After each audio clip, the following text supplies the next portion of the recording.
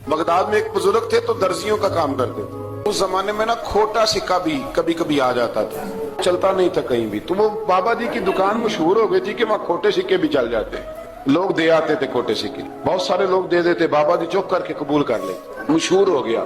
जो भी जाता खोटे सिक्के दे आता, बाबा जी कबूल कर ले। फिर शाम को ना घोड़े पे बैठ के जाते और दरिया में बहा।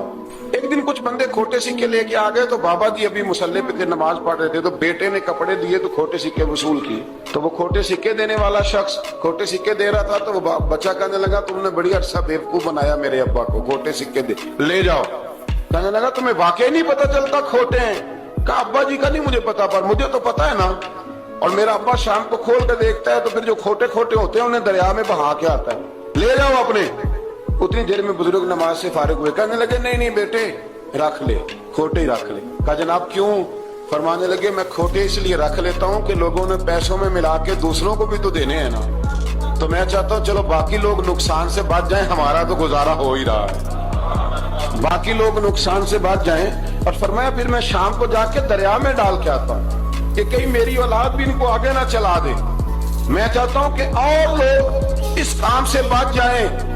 दरवेश कहते हैं कि जब उस बाबे का आखिरी वक्त आया ना, तो जो उसने जुमला कहा मेरा कलेजा फट गया। आखिरी वक्त जो उसने दुआ मांगी, तो फरमाते हैं मेरे अंदर वजद और कैफ की सूरत पैदा हो गई।